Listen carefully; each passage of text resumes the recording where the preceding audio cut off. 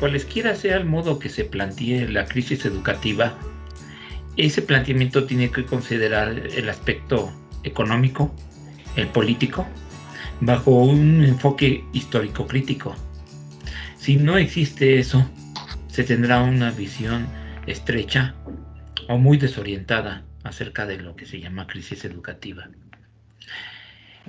Siendo la crisis económica un proceso cíclico que sucede en determinados años a través del desarrollo de las economías, históricamente se dan ciclos de acumulación y crisis del capital.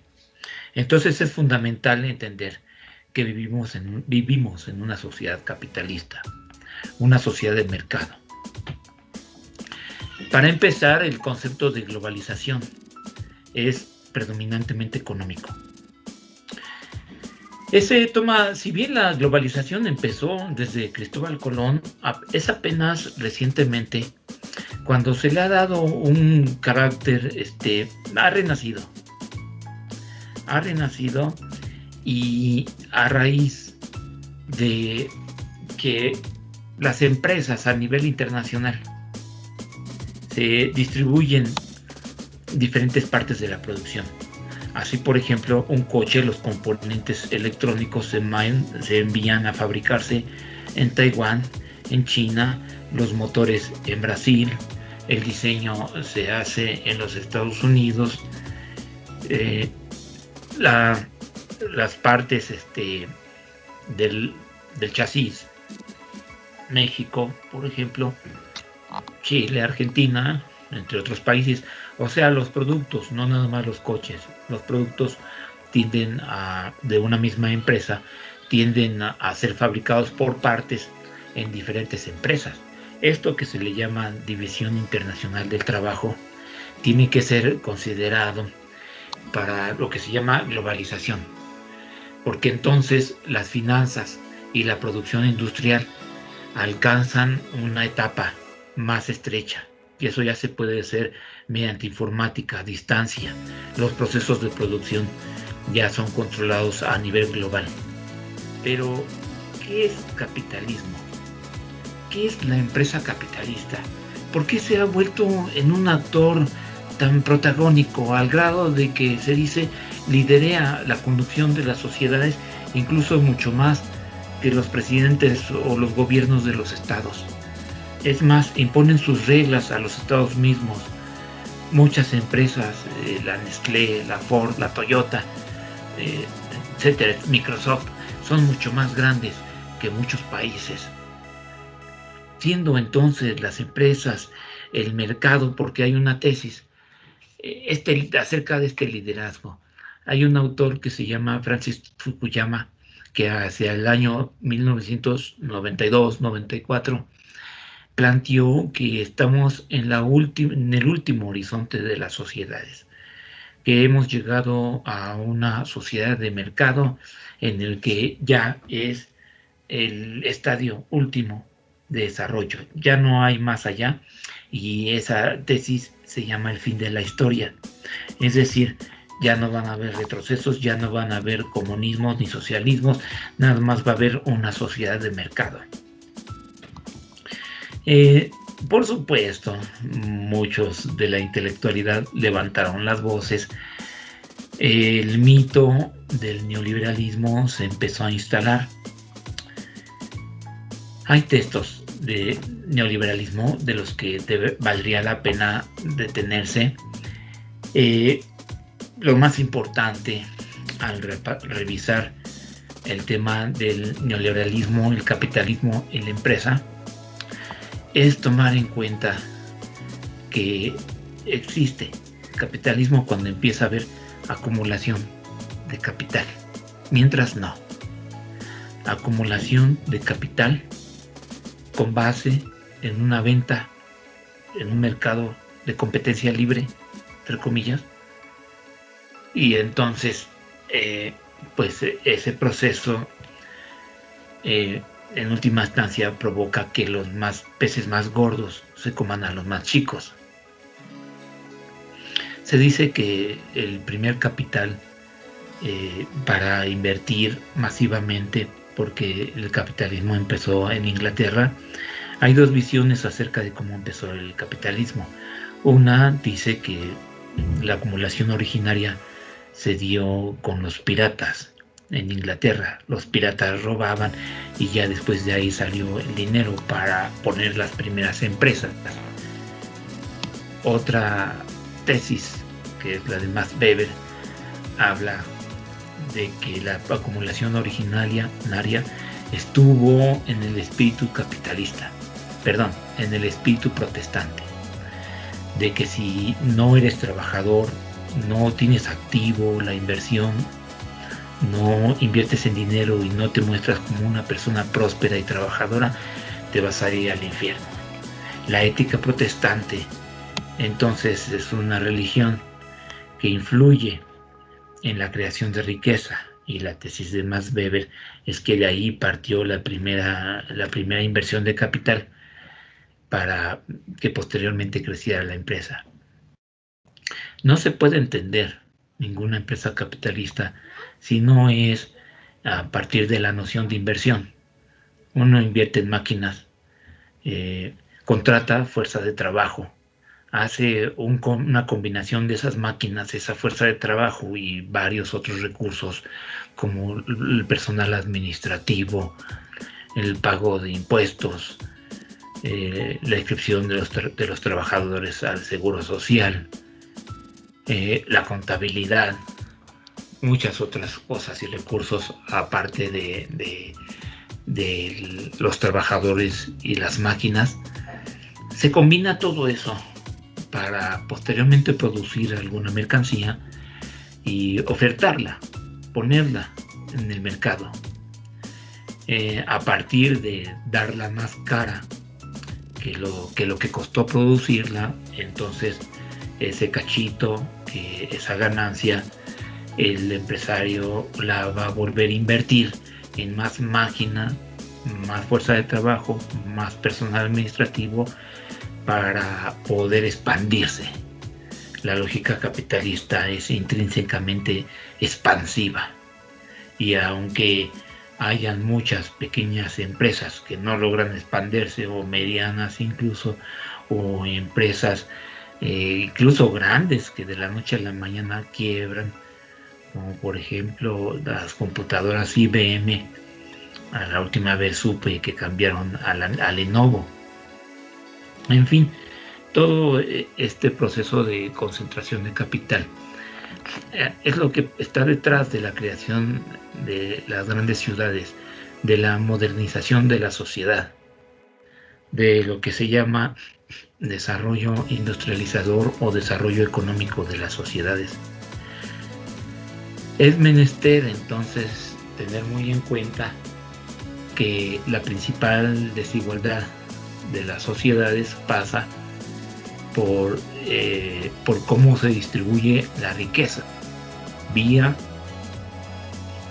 se concentra la riqueza vía estas ganancias de los capitalistas, de las empresas capitalistas.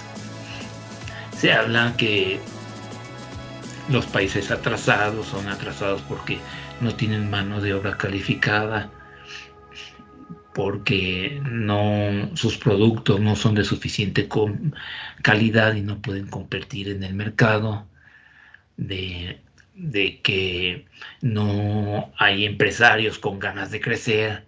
Se habla de muchos factores, porque una tesis muy famosa fue la de la sustitución de importaciones de la CEPAL, que hablaba que poco a poco los productos agrícolas irían cambiándose por bienes de capital, por máquinas. Poco a poco los países irían produciendo sus propias máquinas, combinándolas con mano de obra calificada para ir expandiéndose y creciendo. No, nunca ha sucedido eso.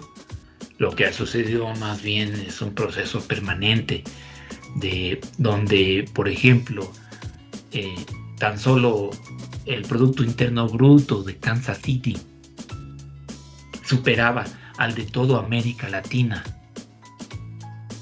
Tremendo.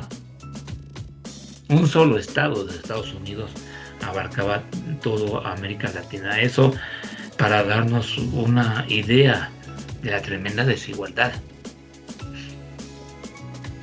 Por eso no es gratuito que cuando se juntan, en 2015 se juntaron Argentina, Paraguay, Chile, varios países del Cono Sur a plantear sus alianzas para repuntar sus economías, para producir sus mercancías colaborativamente. En ese entonces el presidente de Estados Unidos, George Bush, pegó el grito del cielo. Todo lo que huele a hacerse autónomo, independiente, la producción, mejor dicho, hacerse fuerte económicamente con base en la producción industrial, no les gusta. México ha estado durante muchos años en una economía rentista. Eso debería tener grandes repercusiones. ¿Qué significa rentista? Mucho de lo que ingresa en dinero al país es prestado. No podemos saldar esa deuda, no podemos pagarla y por lo tanto vivimos de prestado. Y como dice García Canclini, los mexicanos nos asemejamos, los latinoamericanos también en general, nos asemejamos al huésped cuyo hotel es suyo, pero duerme en ese hotel en calidad de huésped. Sí, es suyo, pero duerme en un cuarto y tienes que pagar el cuarto. Así igual nosotros tenemos que pagar la deuda en nuestro país, pero tenemos que estar pagando la deuda. El hecho de que sea una economía en gran medida rentista significa que no el modelo del empresario que procura invertir en máquinas, fuerza de trabajo, etcétera, ese modelo de empresa que se expande no existe. No exista y por lo tanto hay varios sectores grandes de economía de sobrevivencia agrícola, empresas, sectores también de mercado en donde hay intercambio de bienes, no media la moneda. Todavía en México un importante sector de la población vive en comunidades, no digamos ya pueblos, sino comunidades.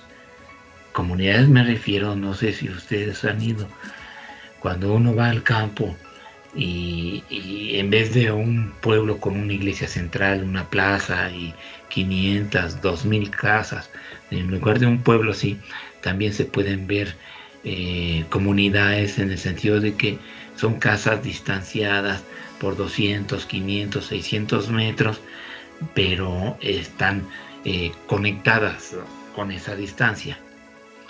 Hay muchos mexicanos que viven en comunidades. Su realidad es para los que vivimos en las grandes ciudades, no nos imaginamos muy bien toda esa realidad. Muchos tienen familiares en aquellos pueblos. Si uno es observador, entonces hay dos tipos de economía predominantes. En una de ellas, el sector público invierte en educación, salud, vivienda, infraestructura de las ciudades, salud. Invierte en lo que no es propiamente una ganancia, pero soporta la sobrevivencia de las sociedades. La educación es necesaria porque somos seres humanos que, conociendo bajo la tesis del conocimiento, deseamos una emancipación. Y en el peor de los casos, esa educación va para que seamos mano de obra, Digo peor de los casos porque no todo es compra y venta y producción capitalista. Hay partes de ocio, la vida se compone por mucho más cosas y el Estado ahí también interviene de manera importante. Por mucho entonces que las empresas pretendan abarcar la esfera política, económica, social y cultural de las sociedades, el Estado tiene su participación. La vez pasada hablábamos de una noción importantísima, la noción de que el Estado es ese punto, es ese espacio en donde se centran más densamente el poder, las relaciones sociales, en donde existe más poder de influencia en la sociedad. Y si esas decisiones de poder que se toman en el Estado son más hacia un interés de ganancia capitalista o si son más hacia un interés de subsistencia, desarrollo, equidad de las sociedades, esto es muy importante tenerlo en cuenta. Esa beta de lectura resulta fundamentalísima. Podemos ver entonces más claramente que en las diversas concepciones de educación revisadas, la pedagogía sistémica, las pedagogías lentas, todas las críticas, todas las pedagogías que hemos revisado son juegan dentro de esta concepción en determinado posicionamiento con respecto a la ganancia capitalista o con respecto a lo estatal. Se mantiene al margen, se mantiene más cercano, se mantiene dentro de la lógica estatal. Hay que preguntárselo, porque las relaciones de producción y las relaciones sociales están íntimamente asociadas. Es muy necesario que tengamos esta visión materialista de la sociedad para empezar a entender procesos reales. Los procesos reales no parten de discursos, parten de dónde está nuestro cuerpo, qué hace, cómo se inserta en las relaciones de producción, esa conciencia de nuestro cuerpo material en interacción con el mundo, trabajando de determinada forma. Tenemos entonces que tener muy en cuenta que hay que pensar a las cosas mismas en su devenir. En este caso, los proyectos educativos, cómo compiten, cómo se elaboran, en qué contexto nacen. Ajá. Entonces tenemos que en nuestra sociedad de economía capitalista existen hegemonías de ideas. Y la principal idea acerca de la educación que predomina es la que brinda fuerza de trabajo calificada a la economía para que se mueva y los países se desarrollen. Pero si hay desigualdad, entonces hay una contradicción allí, porque la desigualdad plantea un dilema muy serio para las sociedades, que es lo que llama Robert Castell el boomerang. Si existen pocos ricos y muchos pobres, el salvajismo, la inconformidad, el caos, los peligros que representa esas clases peligrosas, sectores peligrosos, se les llama en algunos lados, a otros le llaman los olvidados. Vaya, tiene muchas denominaciones, el pueblo oprimido. Bueno, ese sector de los que tienen poco tienen comportamientos que como un boomerang afectan al núcleo más próspero de la sociedad. Se rompen tejidos sociales, no nada más entre esos sectores precarios. Los sectores prósperos se empiezan a amurallar, a crear sus ciudades privilegiadas, se empiezan a crear fortalezas y las grandes ciudades se expanden, las grandes ciudades con gente con escaso dinero. Eso, entonces, esa tesis del boomerang que regresa y le afecta a la sociedad y perjudica su tejido social, es entonces la que se tiene que tomar seriamente en cuenta para ser viable, no ya el desarrollo social desigual, sino la sobrevivencia misma de las sociedades.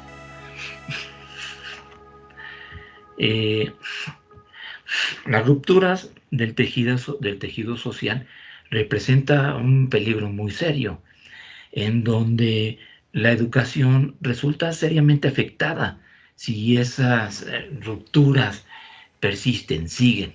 ¿Qué significa una ruptura, una descomposición social? No nada más que la gente se droga, roba, ya no va a la escuela, deserta,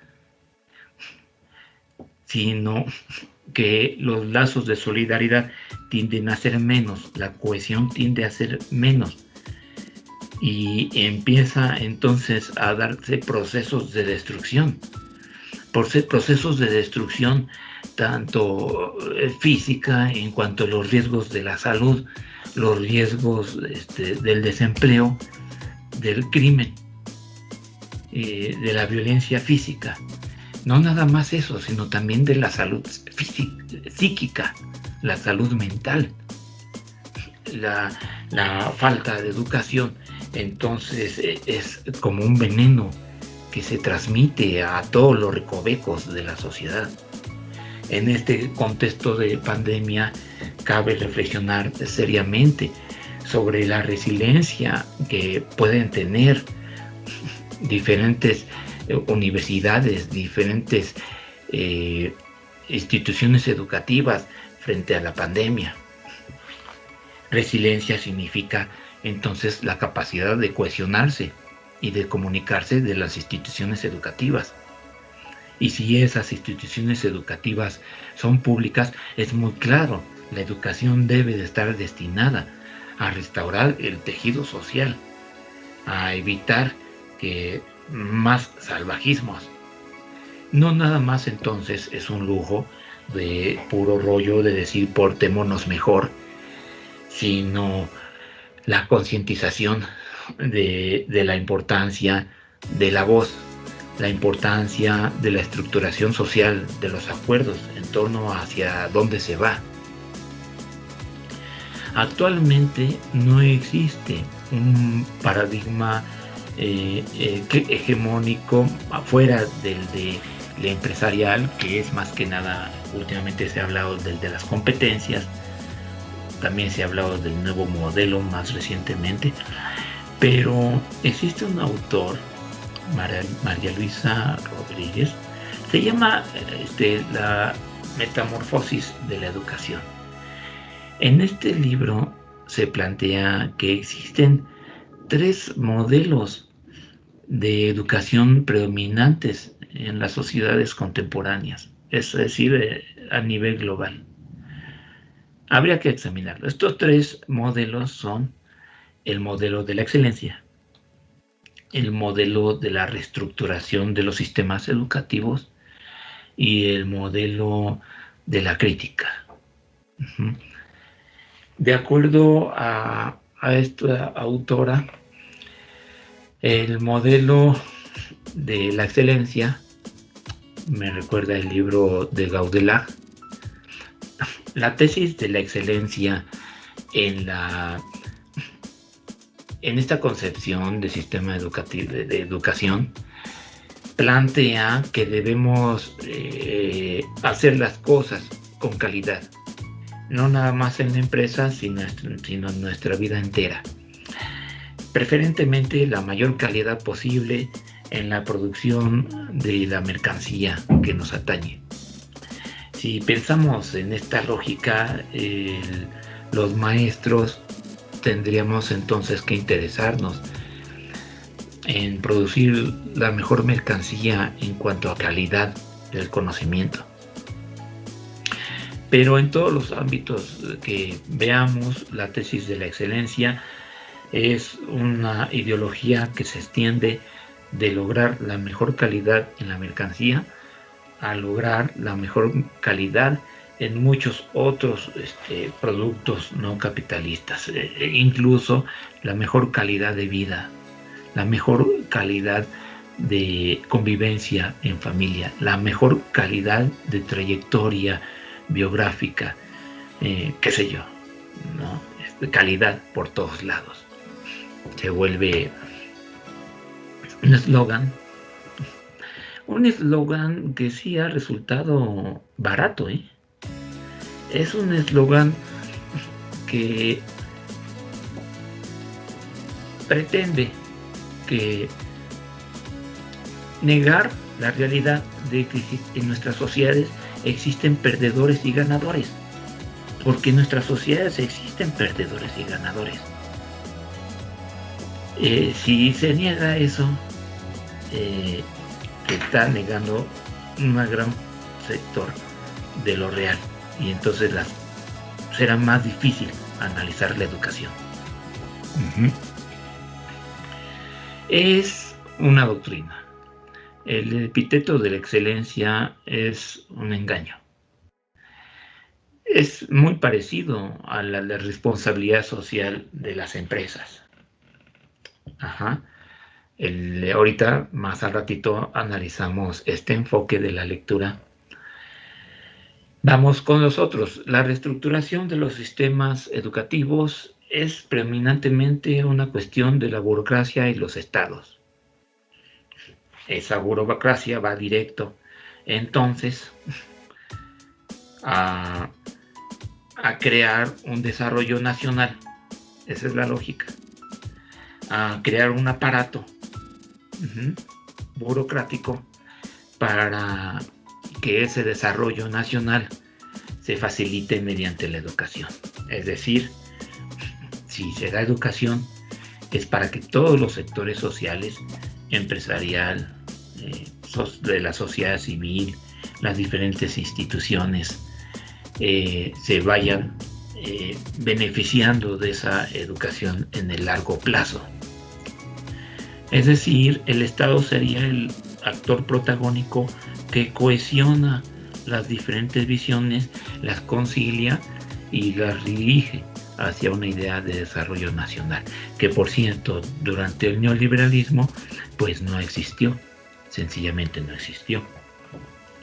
Y fíjense qué interesante, durante el neoliberalismo la concepción de desarrollo era una concepción enana, porque era limitado a la calidad, pero ¿dónde está esa noción de sociedad del desarrollo? Desapareció desde que 1982, 2018, esos 30 y tantos años desapareció la noción de desarrollo nacional.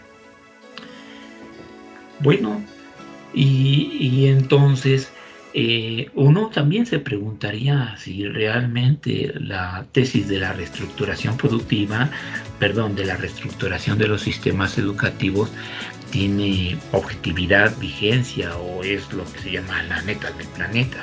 Uno podría cuestionar eso seriamente, porque si se habla de desarrollo nacional y pasan 50 años y se hace un análisis de a quién benefició, si efectivamente a los diferentes sectores sociales o no, pues entonces, si no lo hizo, no es desarrollo nacional, así de sencillo. Y entonces es una tomada de pelo. Si beneficia ese proyecto de desarrollo nacional a los diferentes sectores de manera más equitativa, y sectores hablo por toda clase de grupos, podemos hablar en general de la sociedad civil, aparte de la que se encuentra constituida por empresarios, clases medias, universitarios, profesionistas, jóvenes, mujeres, indígenas, campesinos. Vaya, las formas de clasificar los sectores de la sociedad civil son muchas. Actualmente se habla de un ciudadano en abstracto, pero a ese ciudadano se encuentra atravesado por muchas otras figuras, en donde en la instancia del Estado son pensadas, incorporadas, apeladas en el discurso. y hasta conciliadas o se mantienen en conflicto o en rebelión y resistencia. Bueno, entonces no es nada más un cuento tan fácil si se habla de desarrollo nacional, de la necesidad de reestructuración constante de los sistemas educativos. Entonces hay que monitorear cómo es la equidad, cómo es esa conciliación, educación para quién. No nada más para unos, menos para otros, más equitativo. Y a eso tomar en cuenta pues los grupos que impugnan, los grupos que se inconforman porque la educación no es de determinado tipo o exigen determinada forma de educación.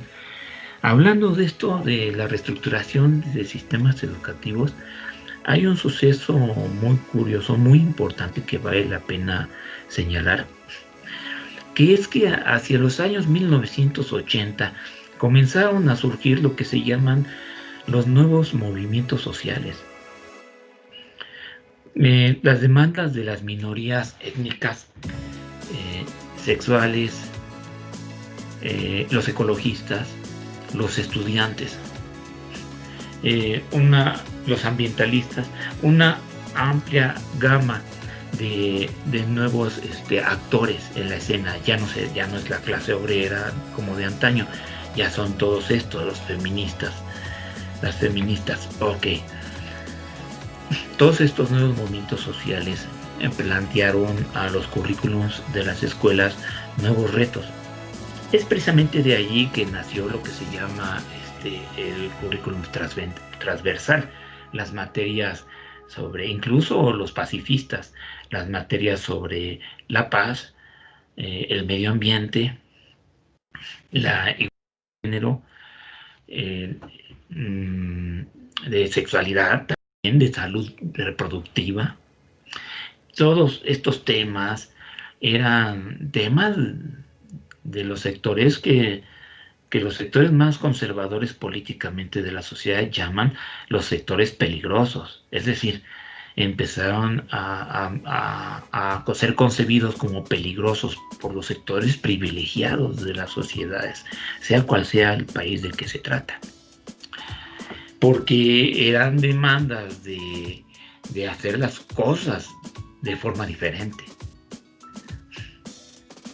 Todas esas, la ecología, las demandas por un medio ambiente más sustentable, apuntan a cambiar las relaciones de producción capitalista. Sin duda, tienen una tendencia en última instancia. Todas estas tienen en última instancia de transformación más profunda. Y en ese sentido es de que son concebidas como peligrosas y tienen mucha razón. Yo no me sé la historia de cómo se acabó domesticando todas estas materias, temas, demandas que se fueron incorporando de forma transversal supuestamente en los currículums de las escuelas, tanto de educación básica como media y superior. Se fueron implementando. La historia, el caso es de que acabaron por ser domesticados, o sea, esos movimientos sociales que en Estados Unidos se llama la nueva izquierda, acabaron por agotarse. Ahorita, por ejemplo, la equidad de género en las escuelas no existen más que algunos cursos en donde invitan a conferencistas o a personas que impartan talleres en las primarias. Igual es para el tema de la salud reproductiva, para el tema de la inclusión social. Bueno,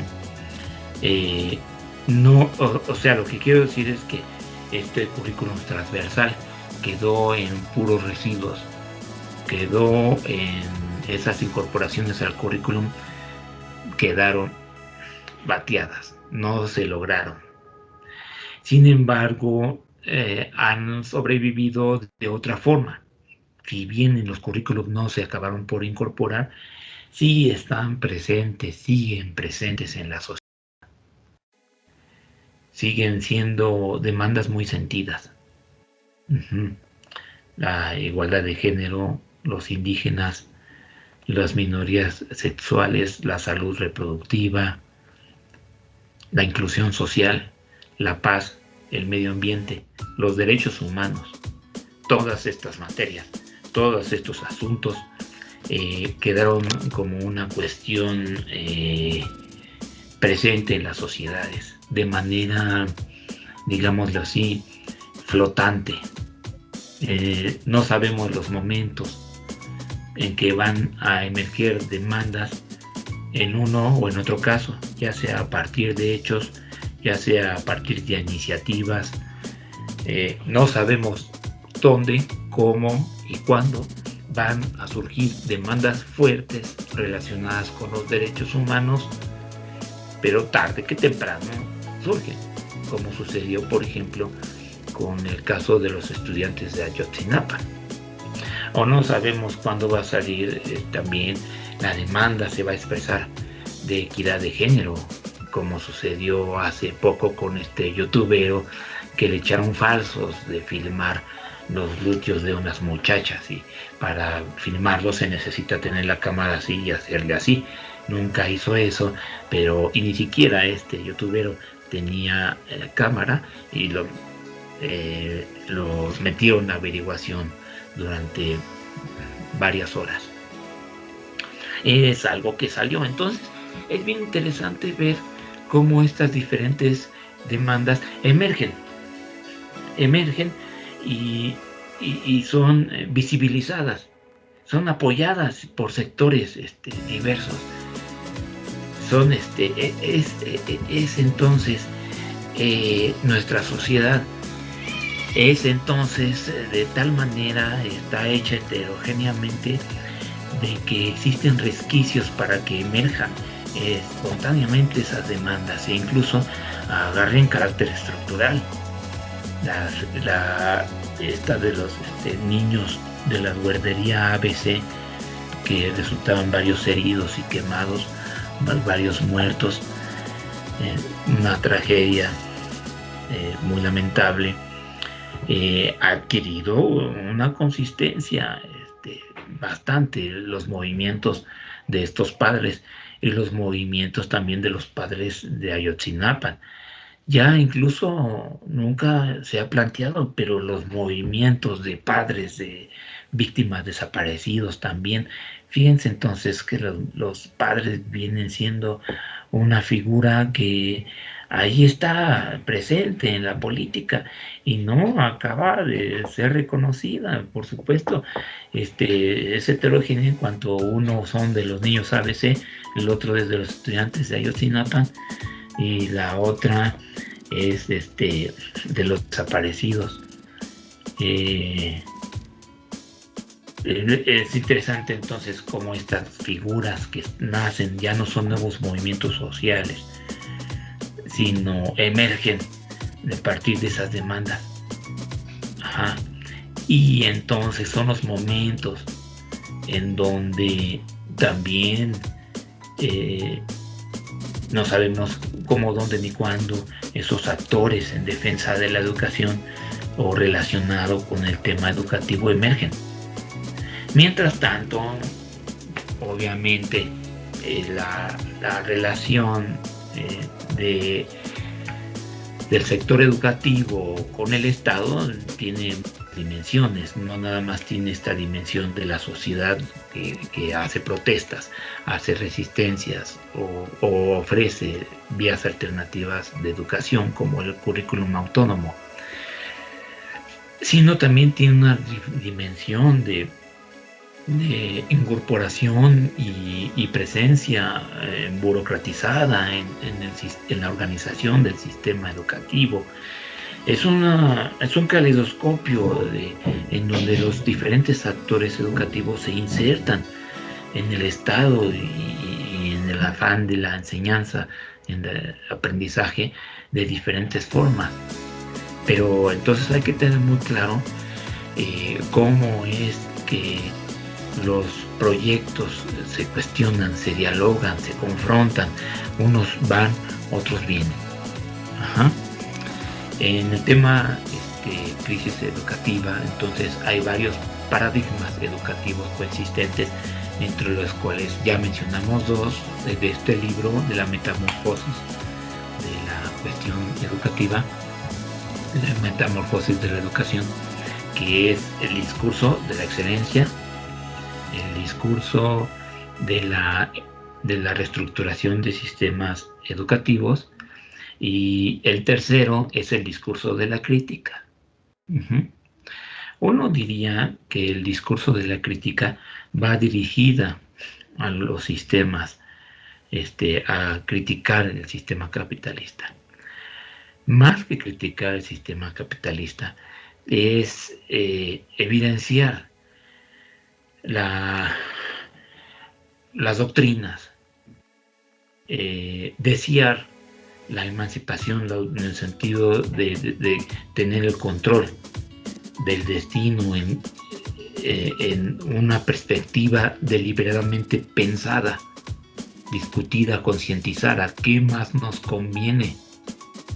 Entonces la perspectiva crítica, el discurso crítico, cuida mucho lo que sucede en el transcurrir de la historia, de las sociedades, en particular de los sistemas educativos. ¿Qué pasa? ¿Qué sucede? ¿Hacia dónde se va? ¿Cómo se puede luchar para empujar en determinada dirección?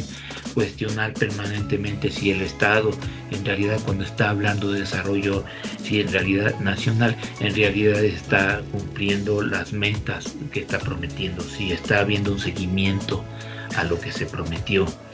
Dentro de toda la heterogeneidad del sistema educativo, estar atentos, participando de que no hayan desviaciones, que efectivamente se cumplan con las cosas.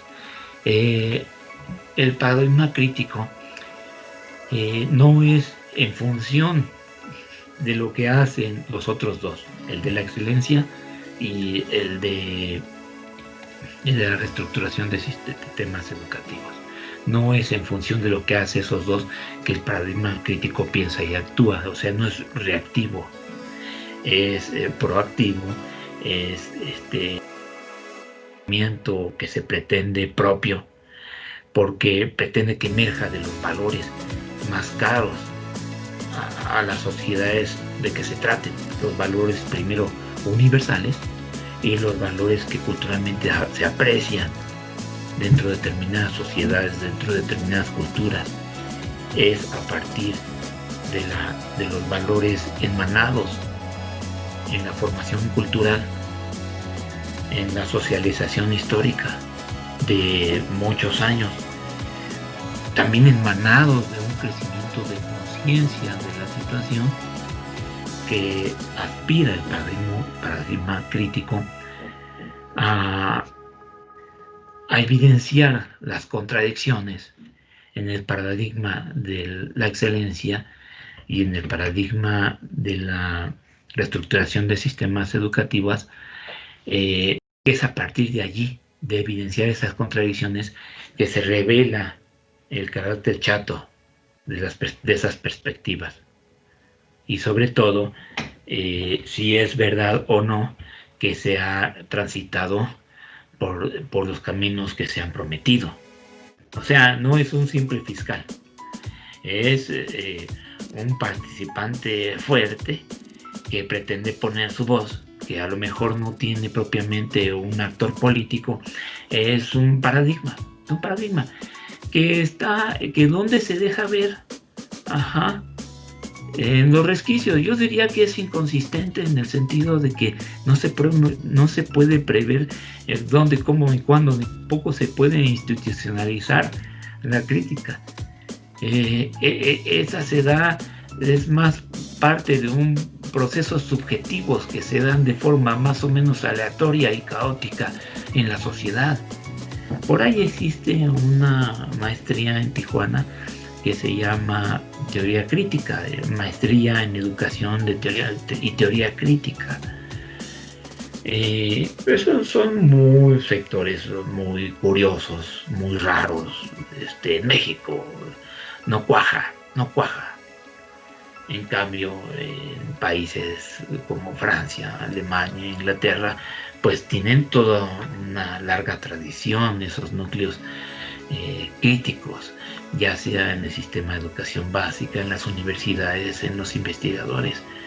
Por ejemplo, la New Left Review es una revista de izquierda, tiene hace varios años, que ha tenido mucha consistencia. La misma escuela crítica, la escuela de Frankfurt, cuyos herederos ahorita de los más destacados es Hans Joas, pues ahí está pretendiendo pues Habermas es uno de sus últimos sobrevivientes que todavía vive, y Hans Joas es uno de los candidatos a tomar la estafeta. Se pretende darle continuidad a la escuela de Frankfurt. Pero las sociedades del tercer mundo, digamos, es más, y esto es bien interesante,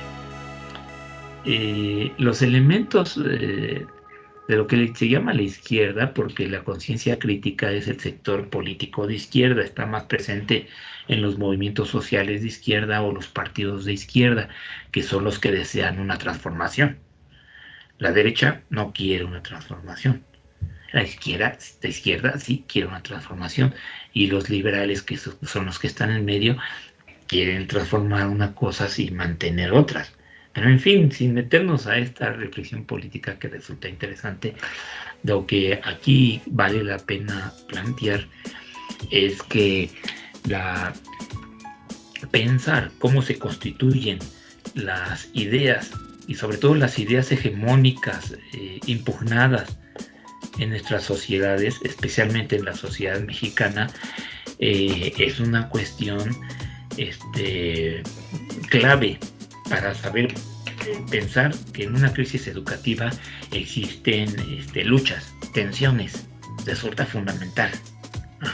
Tensiones en cuanto a proyectos educativos. Ahí existe la cuestión, porque si hablamos de lo mal que nos van, pues mejor vamos a hablar de cómo diferentes sectores de la sociedad proponen diferentes proyectos educativos. Pero esta necesidad de proyectos educativos alternativos, que obviamente revisamos un libro de Carbonell de España, en México no conecta con los movimientos políticos suficientemente. Parece curioso, porque las nuevas generaciones de jóvenes, ustedes jóvenes que están en pedagogía, que ya conocen más o menos 6, 7 planteamientos de pedagogías alternativas, pedagogías que se proponen para cambiar, para mejor,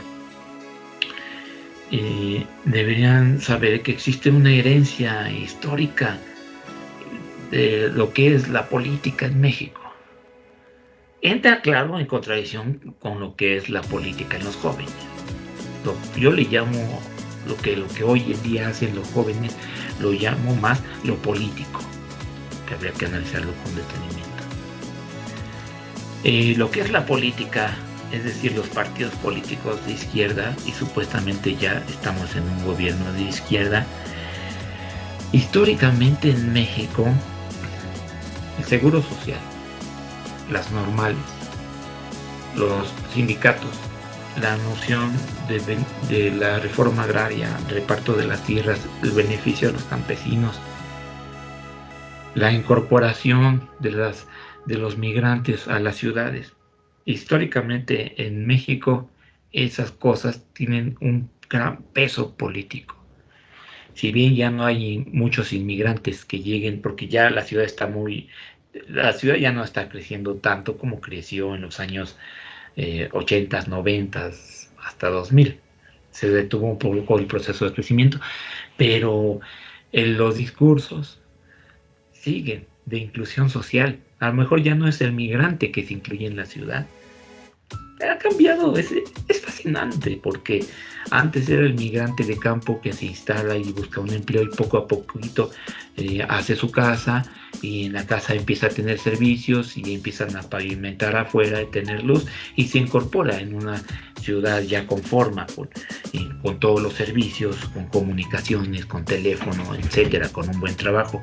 Es la lógica del inmigrante que se incorpora en la ciudad, pero existen otras lógicas que, por ejemplo, y eso ya cambió, y hoy en día lo que sucede es de que los inmigrantes que vienen ya no se incorporan de esa forma. Lo que sucede es de que se quedan en las periferias, y las periferias están tremendamente ruralizadas. Es decir, uno se va allá y hay de repente comunidades de Mazahuas, comunidades indígenas originarias de Sinaloa, Yucatán, Michoacán, y se instalan. Se ruralizan en el sentido de que muchas de las costumbres del campo, de lo que son sus ancestros, se las traen a las periferias. Y entonces es otro tipo de incorporación urbana, inclusión social. Habría que pensar este fenómeno.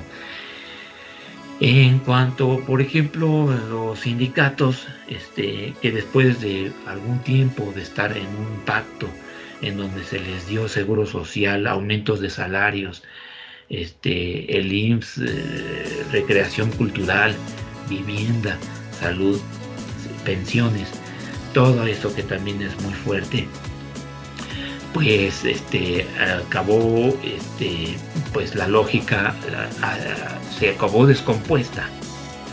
Sin embargo, a pesar de que ya no hay grandes sindicatos ni influyen en las decisiones importantes del país, ese seguro social, esa necesidad de empresa, esa necesidad de elevar el salario, esa necesidad de tener un empleo, esa necesidad de la salud y una pensión, eso siguen siendo necesidades ingentes.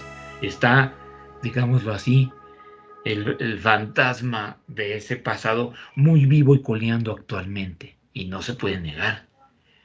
Y así también los indígenas, y así también la equidad de género, es algo más nueva, esa sí es más nuevo junto con los ambientalistas, pero hay otras también demandas sociales como el empleo, el seguro social, la salud, etcétera, que también están.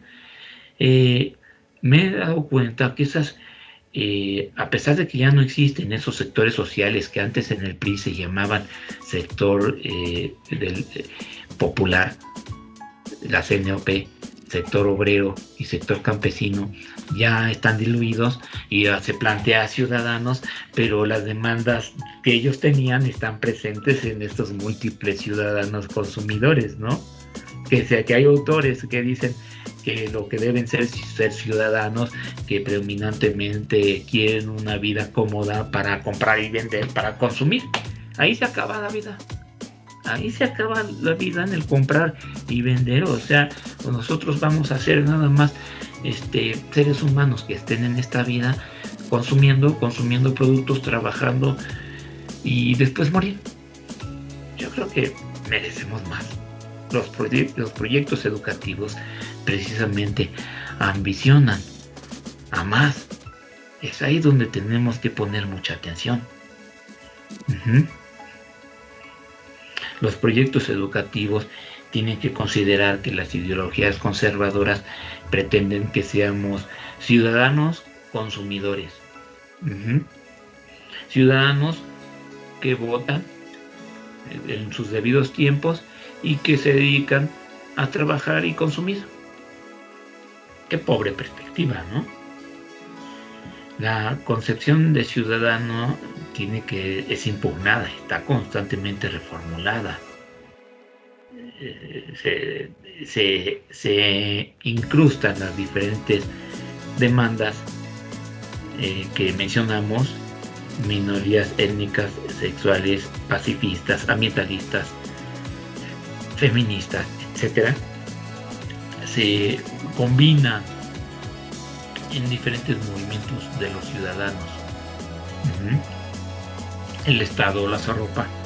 Eventualmente en el Estado se toman decisiones para el beneficio de estas reivindicaciones. Y el sector empresarial es el que se ha vuelto especialmente muy visible en cuanto a su planteamiento de la empresa socialmente responsable. ¿Qué significa? ¿Qué significa la empresa socialmente responsable? Después de que las burocracias, los partidos políticos en descrédito, los políticos, todo eso cayó en descrédito, en decepción, las empresas quieren tomar la bandera y decir, vayamos a que las empresas liderien la realidad de las sociedades, que si vamos a determinado desarrollo sea gracias a que tenemos mejores productos, mejores computadoras, mejores comunicaciones, mejores capacitación de mano de obra calificada para manejar tanto en la producción como en la oferta estos bienes. Ya estoy hablando como administrativo, ¿no? Como una administración de la sociedad del tercer sector, que es el sector comercio. El sector producción produce, el sector comercio distribuye. Y si pretendo mantenerme neutro con respecto a que todo está bien, todo va en armonía, unos producen, otros consumen, otros distribuyen y todos felices y contentos, si pongo la realidad de la sociedad así de rosa, pues nos engañamos, ¿no? Nos engañamos porque precisamente la sociedad constantemente tiene cosas nuevas, constantemente se va moviendo, ya sea de manera accidental, intencionada o deliberada, o en coordinación unos con otros, o se evita que se muevan ciertas cosas, ¿no? ¿Qué más da? Es una tendencia muy humana que cuando se está privilegiado, ya sea en términos de poder o dinero, pues no se quiere que se cambie nada, que así sigan las cosas, que no cambien las cosas. Pues por supuesto se pensaría que lo natural en las personas que están desaventajadas, pues se podría suponer que quieren que cambien las cosas. En primer lugar, no se sabe, nunca se sabe, porque no es el sector hegemónico, por muchas razones, es la fuerza subordinadas, por eso son clases subalternas. Todos esos sectores no se puede ver todos los esfuerzos que hacen porque no tienen eco, no se les da voz ni visibilización. Si bien se reconocen ciertas aperturas a sus demandas, no es en función de visibilizarlos que funciona el sistema hegemónico, al contrario, funciona para invisibilizarlos. O sea, que las demandas de estos sectores desaventajados, empobrecidos, están presentes y nacen en momentos inesperados. Esta perspectiva, que bien se podría llamar, considerar como anárquica o como anarquismo, en el fondo es una cosa tremendamente estructural, porque si hay muchos sectores populares es porque son estructuralmente marginados. Hay colonias en donde sistemáticamente el agua falta en determinados tiempos, hasta la carencia se administra. Y hay colonias en donde siempre hay agua, nunca falta. Échense esa. Es bien interesante reflexionar eso, porque también hay sectores en los que sistemáticamente son zonas de nadie, tierras de nadie, abandonadas. No hay simbolismo cultural, ni siquiera de la mercancía. Bueno, las formas en que se expresan las contradicciones políticas, económicas, y se reflejan también en lo educativo. Y en lo educativo, más que nada como forma de síntoma, no en forma de si somos corteses o educados con los demás o solidarios, sino en forma de síntoma en cuanto que a la determinada gente le duelen determinadas cosas y hace determinadas cosas, desea determinadas cosas. Ahí es el momento en donde se puede entonces pensar a la sociedad en sus contradicciones. ¿Sí? El paradigma de la crítica propone rescatar de los valores universales y el acrecentamiento de la conciencia el proyecto educativo. ¿Sí? Si nosotros pensamos la escuela de la señora Olga, pensamos esa realidad y nos damos cuenta cómo transcurre, fluye toda esa forma de educación, nos sorprenderá que no está allí per se o explícitamente la crítica, el análisis, la expansión de la conciencia en torno de la sociedad. Es algo muy sencillo, es un microcosmos, o es un microcosmos que nos enseña que la educación se está llevando a cabo en ese microcosmos de forma muy peculiar, muy especial y de forma viable. Es potencialmente alternativo, y al ser potencial alternativo, ya al ver esa realidad, ya es en sí mismo crítico. Al ser diferente, ya despierta conciencia, despierta deseos, despierta proyecciones. Los diferentes despierta proyecciones. Y entonces sucederá, como dije en las mañanas, que entre más rutinaria, más congelada, anquilosada veamos las rutinas diarias de nuestra vida, las de los demás, las de las instituciones, pues más conservadurismo habrá, no cambiarán más cosas.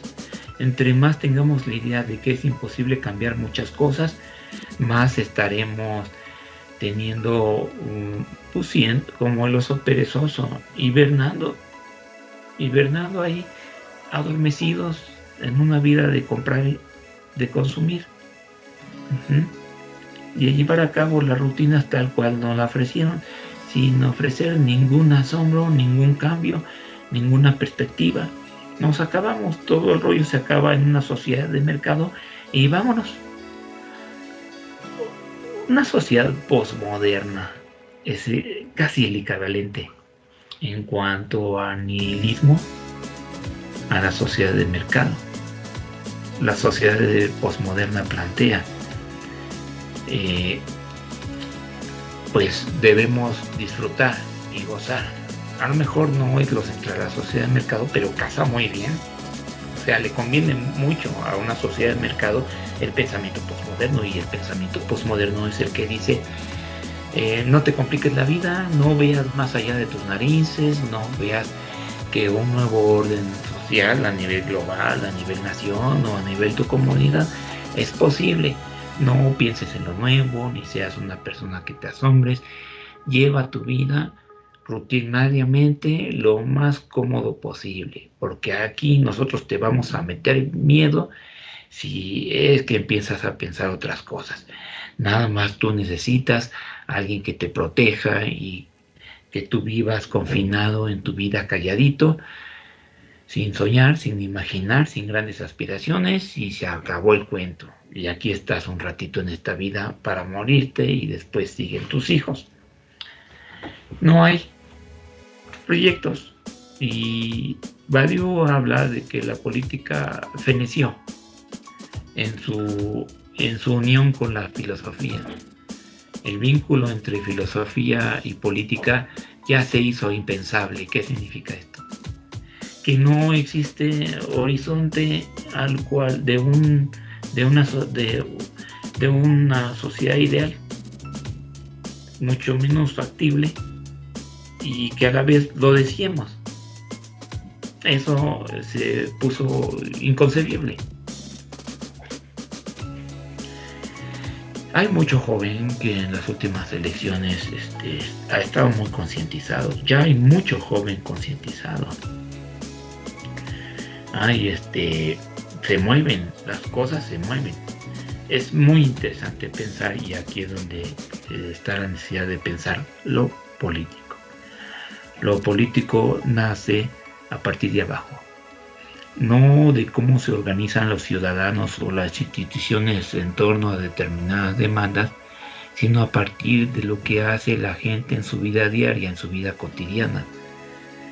Y vaya que si esa gente, que son millones, hacen un pequeño resquicio de su realidad cotidiana, como por ejemplo apagar más la tele y ver más YouTube, pues cambian muchas cosas.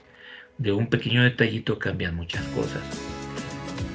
Eso que llamaríamos las pequeñas acciones políticos, lo político, incito en la vida cotidiana, desde que nos levantamos hasta que desayunamos, comemos y nos dormimos, en todas esas cosas mundanas que hacemos diario,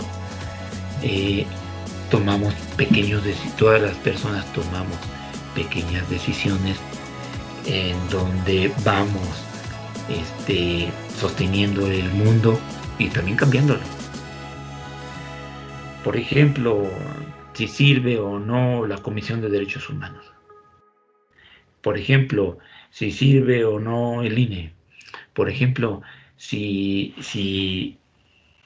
sirven o no los nuevos youtuberos que dan la noticia.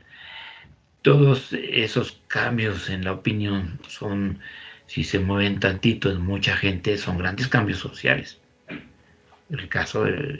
La cosa es que no lo sabemos ver, ni mucho menos se difunde como tal. Lo político, la materia de lo político está hecha en cómo estructuramos nuestras acciones en el transcurrir de nuestras vidas cotidianas diarias. Es, por ejemplo, una forma de inconformarse ante un contenido de una materia, una forma de inconformarse ante un cierre de una calle en el tráfico, una forma de inconformarse en la forma en que maltratan los animales determinadas personas en determinado lugar. Si nosotros estamos allí y intervenimos, ya estuvo lo político. Yo ayer en la mañana, cuando una persona ganó el lugar, tenerme a un Oxxo y a estacionar, y me ganó el lugar, bueno, me medio enojé, ya lo dejé pasar, me formé y después él pagó algo, se fue, y cuando yo iba a pagar vi su credencial allí. Ya había pasado un rato, ¿no? Porque volteé para abajo, la vi y le dije al despachador: miren esta credencial, aquí la tiene. Lo político ahí intervino en forma pequeña, por mucho que me haya caído mal, que me ganó el lugar, tiene que ver con una conciencia social de en esta sociedad tan estresante. Lo que necesitamos es estar serenos y ser personas capaces de convivir en esta sociedad tan estresante. Lo político está en que ya después regresó por su credencial esa persona. Cuando se cruzó afuera conmigo, le dije: ¿le olvidó su credencial? Ya fue corriendo. Lo político está en que esa persona no gastó transporte, no gastó tiempo, no gastó dinero, no tuvo que ver la cara y los trámites a varias gentes, incluyendo los choferes del transporte, o no tuvo que usar su coche y echarle gasolina. O sea, todo lo que hay que hacer para poder sacar la credencial IFE, no lo hizo porque ya tuvo su credencial. En esa pequeña estadística de contribución de muchas acciones en la sociedad, multipliquen, por ejemplo, una aglomeración fortuita, que de repente hay muchos coches que no caben en determinada avenida y de repente hay una ambulancia y no logra llevar a unos niños heridos al hospital y se mueren. Lo político está presente allí. Ajá. Lo político entonces son esas acciones que se llevan en las partes micro de la sociedad, en los pequeños poros, resquicios que son muchísimos de la sociedad y tienen eco, tienen consecuencias a nivel más amplio, consecuencias sobre nuestra economía, sobre la forma de hablar de determinadas cosas.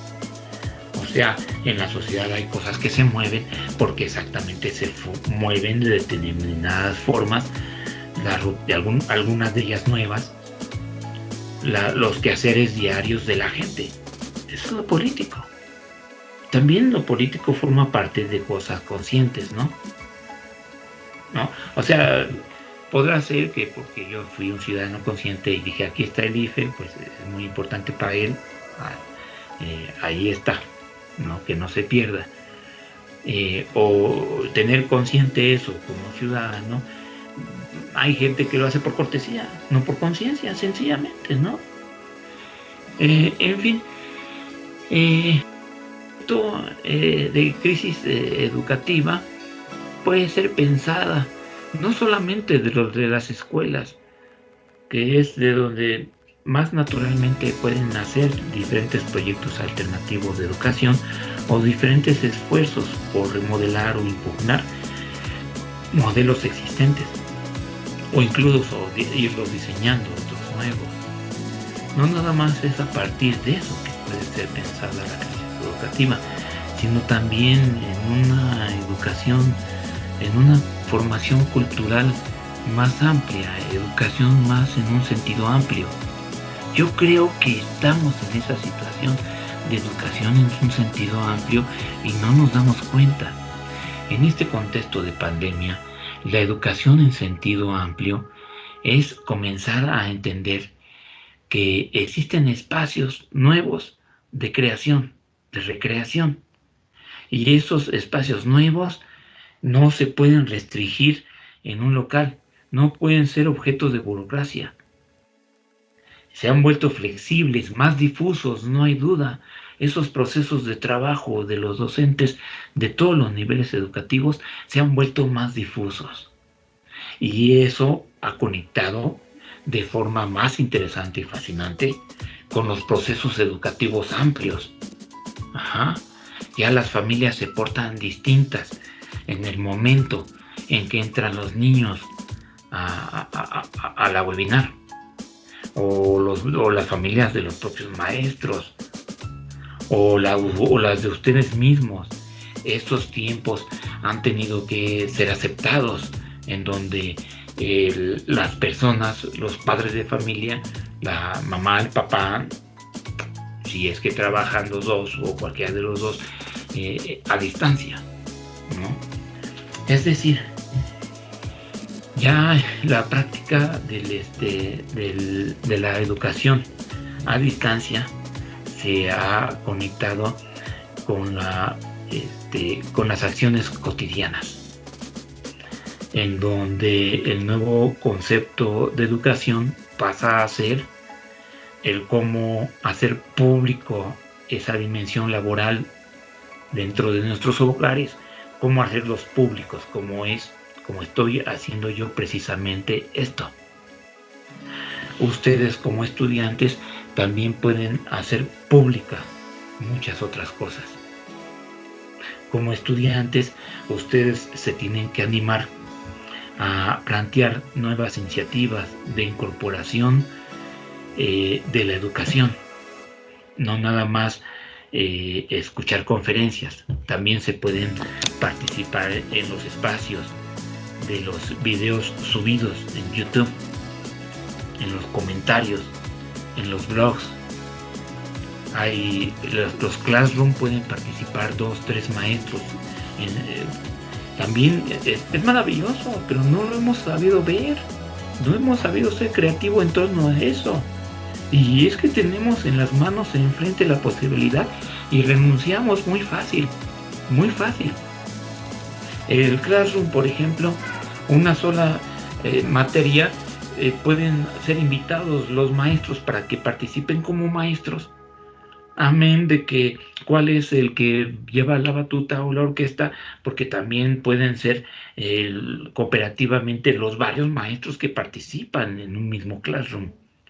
O pueden ser dos de ellos cumplir una función y los otros 2 o 3 cumplir otra función. 5 maestros en un Classroom y en diferentes modalidades. Hasta ahorita en la que he estado, que es en la profesora Karina, tuve oportunidad de ver algunas cosas y dije, es importante hacer digestos de textos. Ahí no interviene gran cosa, pero yo le veo el potencial. El potencial reside en que la forma de organizarse maestros y alumnos se abre tremendamente. Tenemos un mundo de posibilidades y desgraciadamente no lo explotamos. Hay que hablar y señalar mucho de este tipo de cosas, porque si esta es nuestra situación, tenemos que pensar en la necesidad de esos proyectos, de empujar de nuevas rutas educativas vía la educación a distancia. Y que si se puede, por supuesto que se puede, que si hay instituciones, universidades que ya van en supercarretera y otras más atoradas, por supuesto que existen esas desigualdades. ¿Y por qué no se ha hablado mucho de eso? ¿Por qué no se ha dicho? Todos hacemos como que cumplimos nuestro trabajo en las horas convenidas ya. Cuando en el fondo cada maestro ha optado por diferentes vías de ir formando sus clases. Son procesos de búsqueda, de corrección.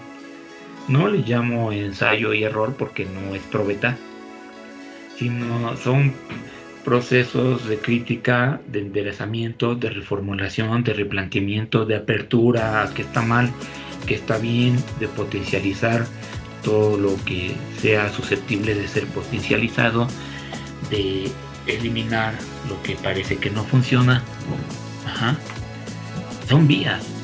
Tenemos que ir por todas esas vías. Tenemos que entonces empezar a pensar en las nuevas formas.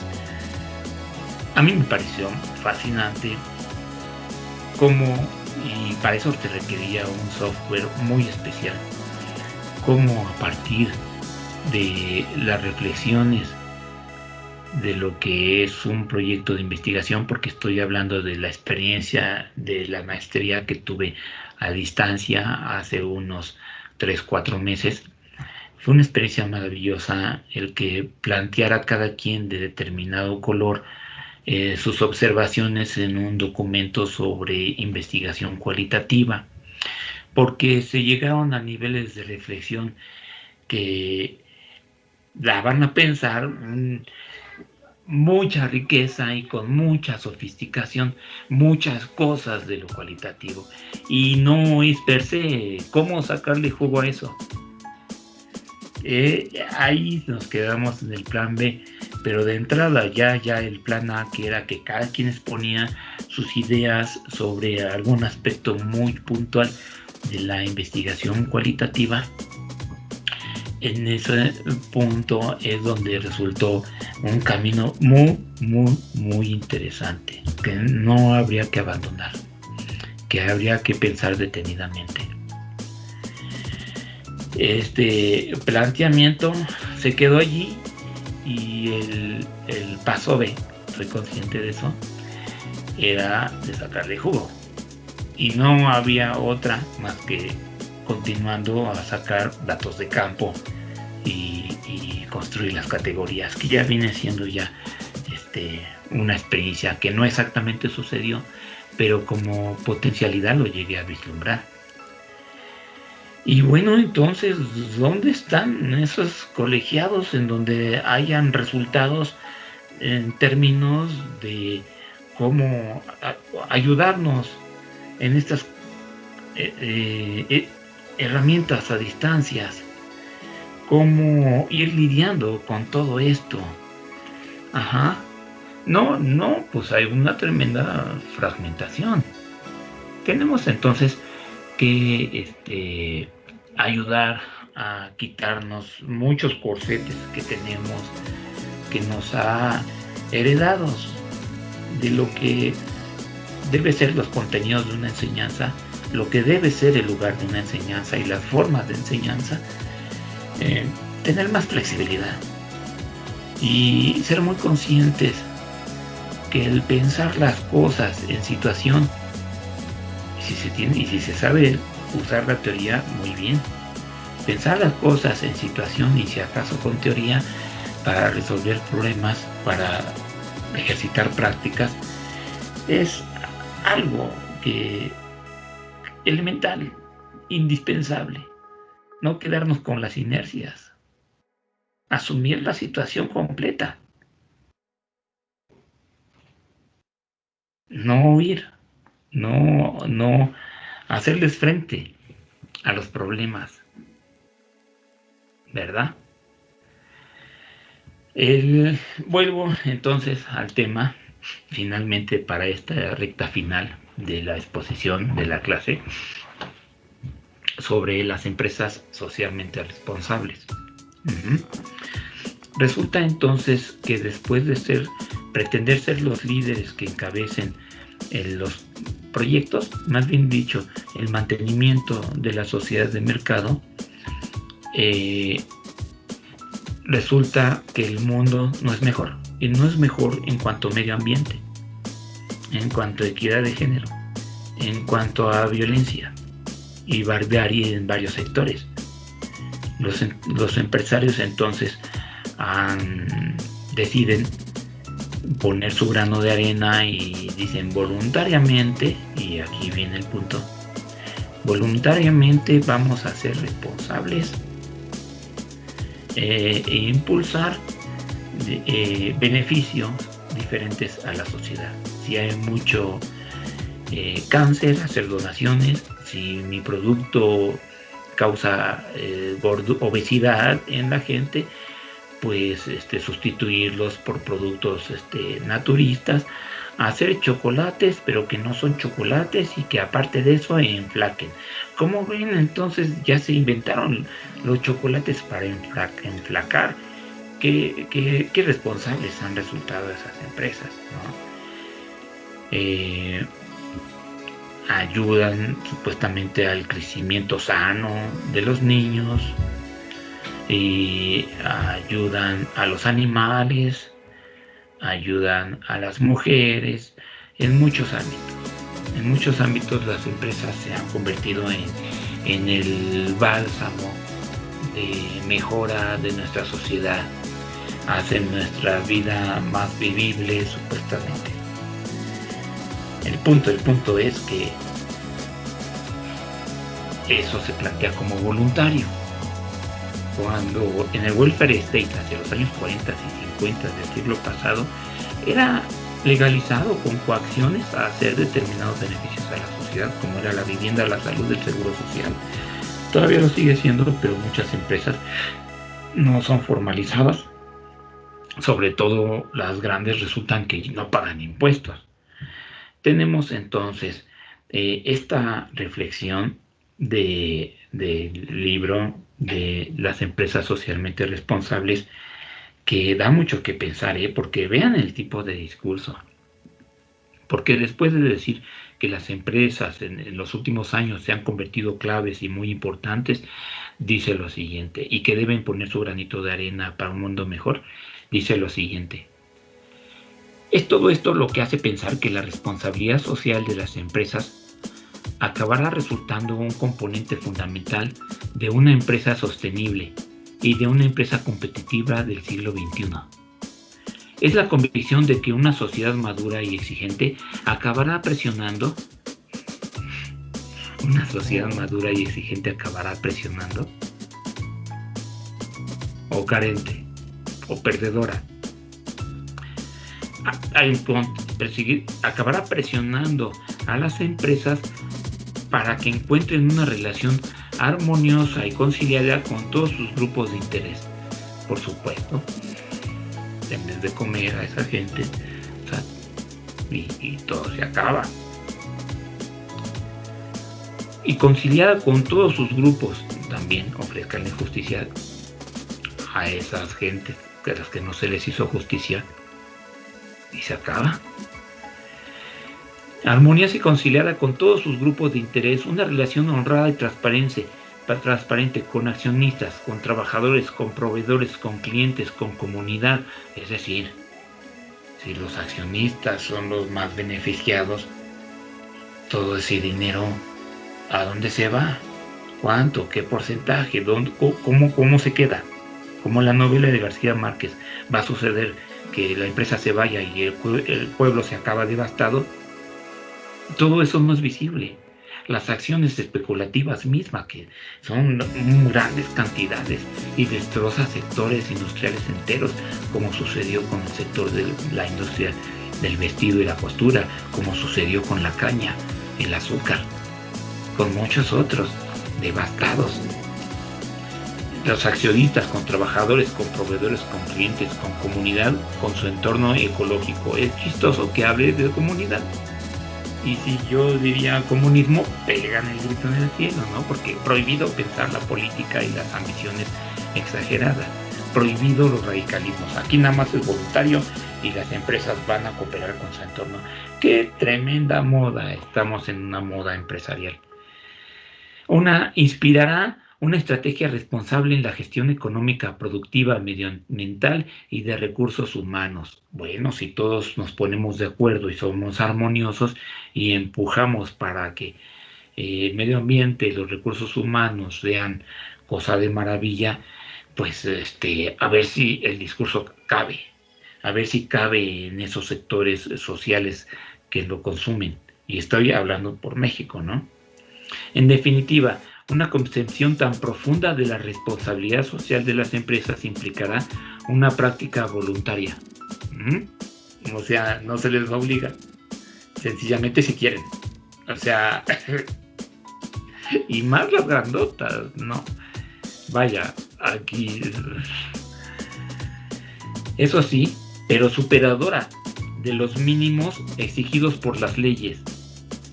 Fíjense, ¿no? Superadora de los, o sea, voluntariamente supera el mínimo de las leyes. Sé buena. O sea, porque te vas a ir al cielo. ¿Por qué va a repartir un cachito de su ganancia si no legítimamente tienen 1,000 millones? Si legítimamente tienen hasta castillos en Europa.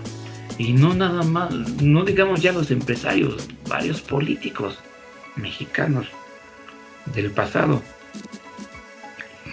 O sea, en lugar de hacer cumplir las leyes, mejor no, nos falta mucho para pensar como los japoneses, que peso que se invierte en mejor dicho, peso, impuesto que va al Estado, peso que seguro va a algún sector público, y no de que se queda en lo privado. Los mínimos exigidos por las leyes, que buscará la excelencia en sus comportamientos internos y externos. O sea, un discurso en donde concíliate, siéntete bien, sé excelente. O sea, momento, o sea, y cuando uno en otro discurso trata de señalar las tensiones, entonces ahí es el problemático, ¿no? Pero es que las tensiones explotan sin que necesidad de que se les señale, ¿no? Ajá. Ahorita hay mucha barbarie que muchos niños de sicarios acaban descuartizados, como pasó hace una semana. Y eso, alguien bueno por ahí se ofreció a dar 100,000 pesos de recompensa de una bebé enmaletada hace algunos meses. Pero la empresa socialmente responsable no se va a contagiar. La bondad no contagia. Por eso es de que esto de que va a ser una concepción tan profunda de la responsabilidad social de las empresas, implicará una práctica voluntaria, eso sí, pero superadora de los mínimos exigidos por las leyes. Será pues una práctica que promoverá la defensa activa de los derechos humanos y que establecerá condiciones laborales dignas para sus trabajadores, respetando también el medio ambiente. Bueno, pues todo es conciliación y el deseo de que juntos vayamos a un estado ideal, pero no se habla, claro, de las contradicciones, no se habla de la función, honestamente, de la función de las leyes en esto. Habla de las políticas, pero como factor que apoya a la responsabilidad social de las empresas. Tan solo leer el prólogo se ofreció para pensar muchas cosas. Tan solo leyendo el prólogo resulta muy, muy interesante todos estos planteamientos. Porque ya se ha visto, siempre una sociedad capitalista necesita un mediador. Eso se ha visto de sobra. Y el mediador es el Estado. El mediador para temperar las diferencias. Para estar mediando también en qué hegemonías se van estableciendo. Ajá. Esta visión del Estado como mediador resulta un factor de educación política decisivo, junto con este otro factor de lo político, de lo pequeño que hace la gente, pero que puede tener grandes repercusiones si mucha gente hace lo mismo y se mueve determinada estructura de determinada forma en la sociedad. Habría que repasar más ampliamente lo político según otros autores, pero es toda esta otra forma de ver la educación en función de las hegemonías, en función de la crítica, en función de la política y la economía, que es posible empezar a ejercer un pensamiento, sobre todo un pensamiento enfocado hacia cómo vamos a dirigir nuestro futuro. Nos vamos a quedar con lo que ya estamos, vamos a seguir más tiempo encerrados o vamos a estar atentos, conectados con esos jóvenes que sí desean más que una sociedad de mercado. Sí desean más cosas más nobles porque ven que pueden existir valores más superiores que simplemente una marca que compramos y que desechamos prontamente, más pronto que tarde. Son conscientes que consumir no es todo el rollo del asunto, que tener dinero, acumularlo, no es todo el rollo del asunto, que la vida puede ser más amplia y sobre todo que se puede decidir en sociedad transitar hacia cosas mejores que las que nos ofrecen. Precisamente de eso quiero hablar, que de eso va a tratar el siguiente texto, sobre la esperanza. Yo tengo mucha confianza en los jóvenes de hoy, por una razón muy, muy básica, muy importante. Está demostrado que los jóvenes hacen las cosas, y hablo por la gente, mucho mexicano de entre 16 a 30 años, muchos mexicanos de entre 6 a, incluso un poco más, de entre 16 y 36, 40 años, mucho mexicano ya empieza a pensar hoy de forma distinta y hace las cosas sin que nadie se las diga. No nada más en cuanto a qué pensar de nuestro sistema político, qué pensar de nuestra economía, no nada más de los procesos electorales, sino en su vida diaria. Y lo toma y lo hace. Hace las cosas de forma diferente, las piensa creativamente, está sobre todo a través de las nuevas tecnologías, empieza a ser muy despiertos con las nuevas tecnologías. ¿Dónde está todo ese reservorio, ¿no?, del cual podemos aprender? Es una invitación a ustedes como jóvenes que también participen en esto que debería ser un trabajo más de comunidad que colegiado, también con los alumnos. Ahí está la apuesta. Ajá. A lo mejor es muy difícil decirles cómo muchas acciones de millones de jóvenes mexicanos, muchas acciones cotidianas están transformando la realidad social. Ajá. Los nuevos tipos de héroe, las nuevas energías, las nuevas formas de concebir el asombro y el cambio, ya son un cambio cultural. Ajá. Sí. Es sorprendente. Es sorprendente y hay que estar muy estrechamente en un saber observar esas realidades, porque de un momento a otro no nos extrañe que cambien muchas cosas enormemente a partir de lo que hacen estos jóvenes. Lo que pasa es que, pues sí, no se dice en la tele, pero pues es que es obvio que están siendo diferentes. Ajá. No tengo ahorita una narrativa armada, completa. A mí me basta nada más con ver que existe un estado de ánimo diferente, concepciones diferentes de la acción, deseos que van más allá de nada más comprar y vender, un deseo de vivir y de tener ideales que no se había visto, no quedarse en los monitos de la televisión, allí en esos modelos, sino también pensar en cómo pueden ser las cosas diferentes. A ver, les voy a platicar una experiencia así pequeña, muy, muy básica. Un joven de 20 años, con su grupo musical fanático, tremendamente fanático, nada más se dio cuenta que este grupo musical no se solidarizó en un evento de dar dinero, ¿no?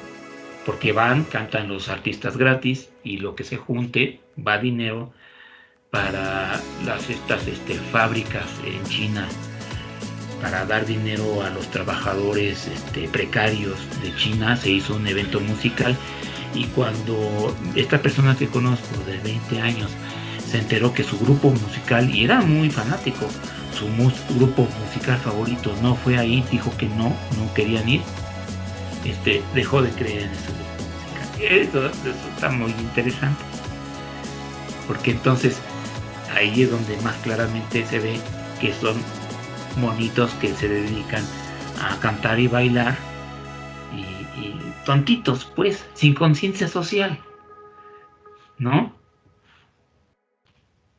Y muchas veces esos grupos se las dan de presumir que tienen conciencia social, cuando la conexión entre lo artístico y lo cultural siempre ha sido un punto de premonitorio, de capacidad de premonición de lo que va a suceder. Y esa lectura es muy interesante de dar, porque es precisamente esa ausencia de comunidad, esa ausencia de valores y ambiciones e ideales grandes y nobles, por los que es la ausencia de eso, por lo que se mueven estos jóvenes y no se sabe verlo, y está allí la ausencia precisamente de comunidad. Es lo que provoca el deseo de que se muevan las cosas. Increíble.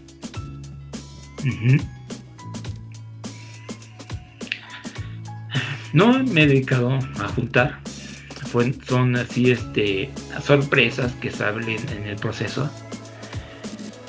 Tengo también otra anécdota, la tremenda creatividad cuando se trata de protestar políticamente me sorprende. La gran energía, la creatividad en el material, en la forma de organizarse, a mí me sorprende.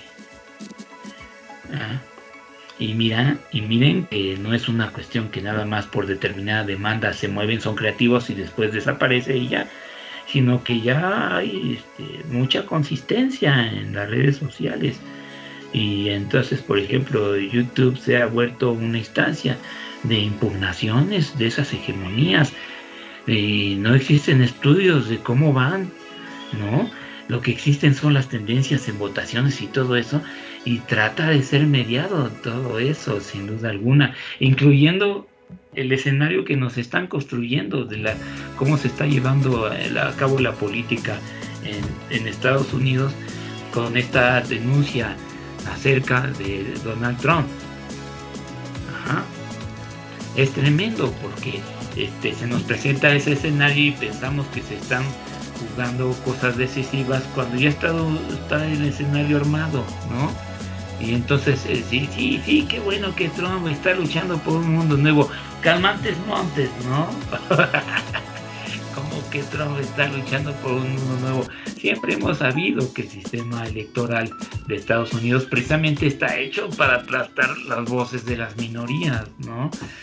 Y entonces lo que acuerdan las grandes empresas es a qué presidente poner, ¿no? Y entonces están dentro de los juegos, ¿no? Pero pensamos que se está abriendo, va a haber una gran apertura en el sistema electoral de Estados Unidos. Pues no. Bueno, estas competencias, la ideología hegemónica impugnada por varias otras ideologías acerca de cómo debe ser la educación, es una cosa que constantemente se está moviendo. Últimamente plantearon el nuevo modelo educativo, ya ni sabemos qué es eso, y es muy claro que se está retrocediendo de nuevo hacia una posmodernidad, cuando, por ejemplo, el discurso de las competencias, si bien resultaba artificioso, simplón, su potencial verdadero era bautizarlo en las aplicaciones. Eso era el único secreto. Pero se desechó y vienen otros y vienen y van otros según los sexenios, y ahorita pues existe un tremendo vacío, ¿no? No existe en contexto de pandemia un modelo educativo, porque sencillamente ha agarrado todos en frío, y tenemos entonces el reto de que darle impulso al pensamiento de las cosas in situ, con esa valentía de afrontar a la realidad en su complejidad. Aquí está ante nuestros ojos todos los recursos disponibles de las plataformas. Sabremos hacer un uso. ¿Cómo vamos? ¿Vamos en una supercarretera o vamos a trazadones? Debería haber una evaluación en este sentido. Y vaya, de repente aparece el Big Brother, ¿no? Como yo lo digo en un sentido sano. ¿En qué medida reconocer si estamos atorados? Reconocerlo. Ajá. Y no empezar a poner muchos peros, porque es muy de nuestra cultura poner muchos peros. Hacer las cosas, ya. Yo creo que el sentido de urgencia, a pesar de que pues, hay casi 100,000 muertos de coronavirus, el sentido de urgencia no se ha impuesto, ¿no? Como que realmente es muy difícil de mover el sentido de necesidad. Se plantea la salud como el primer lugar importante, pero ¿y nuestra estancia en el hogar esperando? No, ese tiempo no me lo van a matar, no nos lo van a robar. Pobre de aquel que se deje. Pero necesitamos esos recursos culturales para que en confinamiento, a pesar de eso, podamos seguir en recreación a pesar de eso. Esa es la maravilla. Eso es lo que hay que saber ver. ¿Lo podremos ver? ¿Estamos ante eso? Vamos, entonces, casi sería una necesidad muy así, ya de cajón, que los profesores universitarios, los alumnos, incluso los administrativos, estuvieran al tanto de cómo están transcurriendo las diferentes soluciones de la educación a distancia. Y ya existen muchas discusiones, muchas conferencias al respecto. En la última yo les hago enviar una que se llama, permítanme, como publicidad, Mm, Se llama conferencia, la hace la Universidad Pedagógica Nacional, la maestría en gestión de la convivencia en la escuela, violencia, derechos humanos y cultura de la paz. La conferencia, la reinvención de la autoridad pedagógica, pensarla en tiempos de excepcionalidad, con la doctora María Beatriz Greco. Los invito a entrar. Desgraciadamente esto debería ser de cajón para todos, obligatorio entrar a este tipo de conferencias. No es porque sea de la UPN o esta maestría en especial. Si existen muchas otras, por ejemplo, sobre la infopandemia, unos españoles que en la Ibero dieron una conferencia sobre la infopandemia. Están informados, es elemental, elemental. Esta búsquenla en YouTube. Esta doctora María Beatriz Greco es de la Universidad de Buenos Aires y se llevó a cabo el lunes 9 a las 4, pero está grabada en YouTube. Conviene buscarla y entrar, y si no, busquen la de Manuel Gilantón. Ustedes, alumnos de la materia crisis educativa en México, ya vieron a Manuel Gilantón. Entonces, ahí está la invitación, ponernos en el punto de la historia, y no por estar confinados ya nos dieron en la torre, ¿sí? Así de fácil.